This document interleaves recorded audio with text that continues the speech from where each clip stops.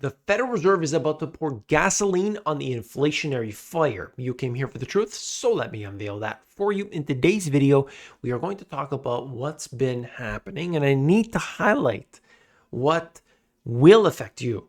There's no doubt if you're in the United States, if you're in Canada, Australia, New Zealand, we are going to experience this, and I'm going to break this down for you. The actions of the Federal Reserve, the Bank of Canada, and so on have had a material impact on the economy, on what's happened, of course, with inflation. As a result of everything else, we need to break these things down at a very minute level, track them all, in order to be able to figure out what happens next. My accuracy has been unmatched. There's no question about this because I've been looking into this stuff for so long and I don't watch anyone else. Okay, so I don't watch news reports. I don't basically watch any video format in that way.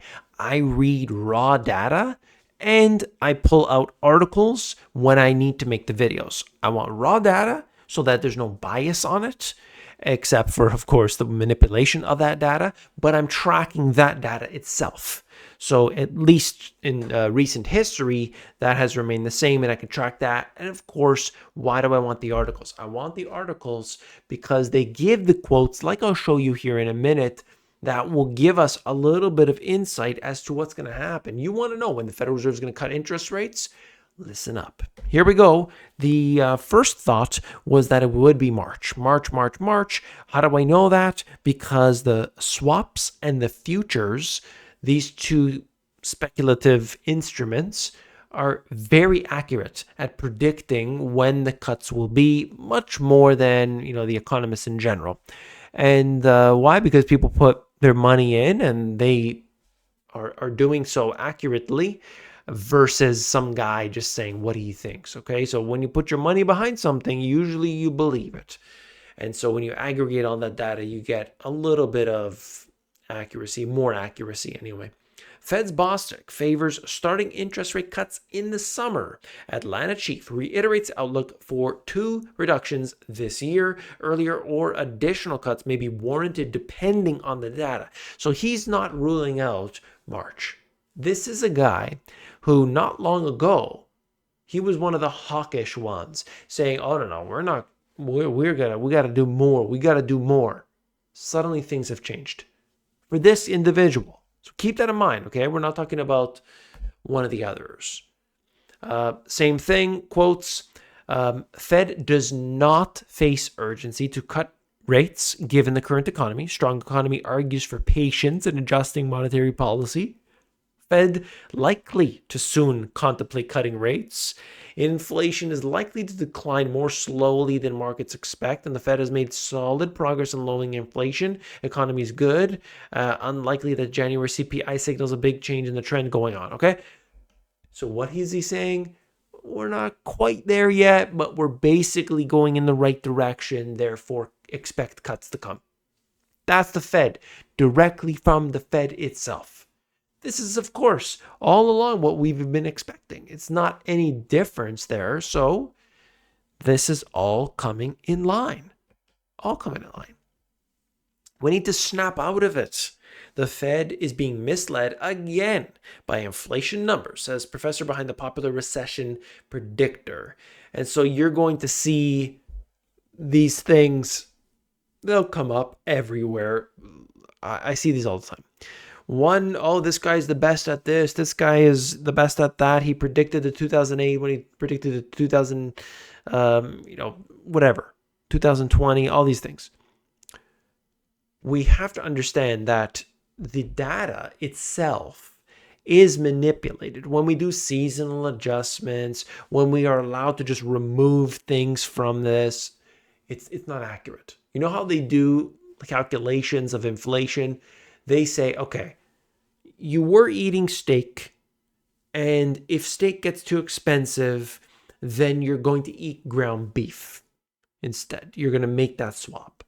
Okay, ground beef's too expensive. Okay, instead of that, you're going to eat, I don't know, pork or something. And then you go, okay, now you're going to be eating crickets, and then you're going to be eating, whatever, dirt. I mean, that's not like That doesn't make sense. I need to know what that thing I was eating before was. But they don't do that. You see, they make it a rosy picture. So the data itself, yes, it is manipulated. There's no question about this. But we have to factor in everything as best we can in order to determine where we're going. If you want to be a better investor, you got to know this stuff. We talk about this Finance Friday in depth, like crazy depth. But you also need to know for your own job's sake, for your own business's sake. So I am, for anybody who knows, what I do outside of the Money GPS, the thing that actually, anyway, that's what I do for business. I sell products online, physical products, and mostly online. And now what I see here is, I can look at the economy and I can judge this based on what's happening with the Federal Reserve. This gives me insight as to how I'm supposed to deal with my business, forecasting, and so on. There's multi-levels to this. Bank of Canada to halt quantitative tightening program within months, according to RBC. Could come as soon as or as early as April, sooner than policymakers had previously indicated, saying that, hey, quantitative tightening, oh no, we can't do that anymore. The Federal Reserve is in the same exact position. They know that they're going to have to stop all these programs soon enough. It's now looking like we won't see an interest rate cut until June. Why the Bank of Canada has us guessing. Okay, so some people believe that this will have to be pushed out further. Bostic said summertime, right? When is it going to be though? I don't know. I really don't know exactly. But it seems now, based on all the data that I have, that March is less likely now. We have a few meetings, right? Throughout the year. Summertime is like pretty much a given at this point. Will it come before then? The chances have been reduced significantly. Why is that the case? Inflation numbers have been more sticky than what was previously thought to be at this point. They thought it would go a little bit lower. Jobs market, it is, depending on how we look at it, is as strong as it not. But of course, they want to, if it's too strong, then they need to keep rates elevated because they want to kind of weaken that. There are many things that they're looking at here, but ultimately, there is no crisis at this point that they're saying. And so they don't want to cut too early and repeat the 1970s. That's the message that's still going on, okay? But they're basically changing their tune. I've read the meeting minutes. I've looked at all the quotes. I've watched the boring, absolutely terrible, in my opinion, situation when you got to watch those conferences that they do. But anyway, I do that for you guys. All right? I experience the pain so you don't have to. Jerome Powell says the $34 trillion national debt is ready for an adult conversation. Janet Yellen calls sustainable fiscal path critically important. But let's be clear, it is not in any way sustainable. It is gone. It is over. And what they're saying here is, what are we going to do about it?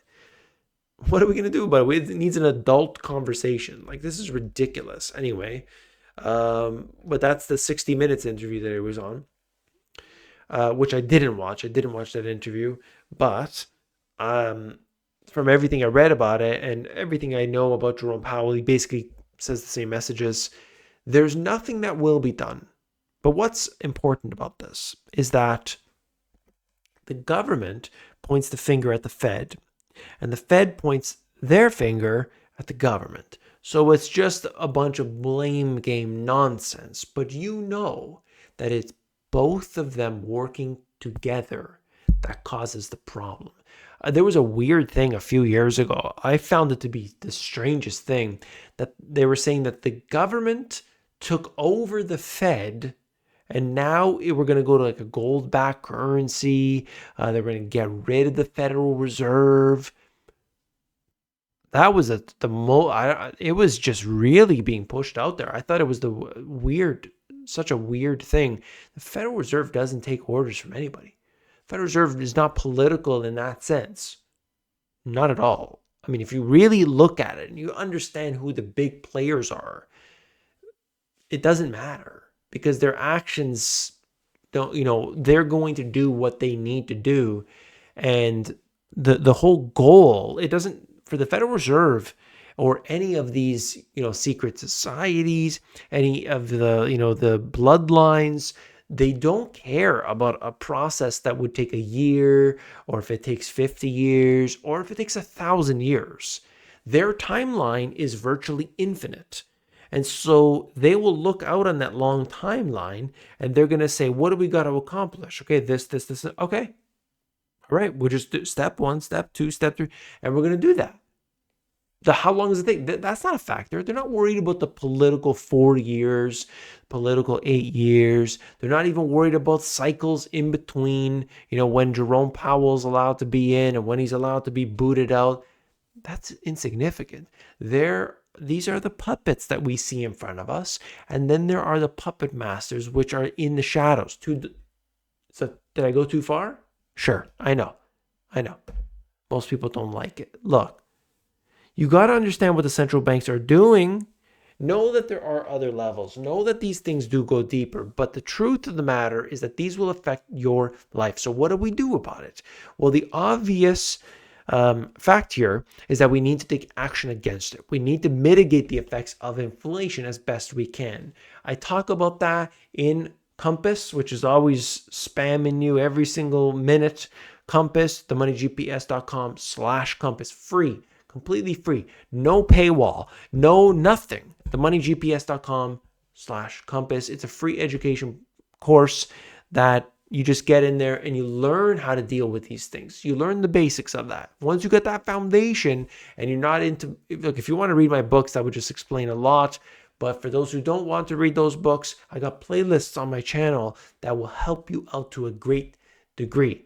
Okay, right on YouTube, tons of playlists, how to in solutions, how to make money. I got the Amazon course in there. Everything there is there for you. These other guys, they don't do these things. They put together what's going to get them more clicks and more views. I put together playlists to be the most helpful possible. That's why I created all those things. I hope you'll join me on those videos. Hit that thumbs up, of course, on your way out. And as always, I'll see you tomorrow. Take care.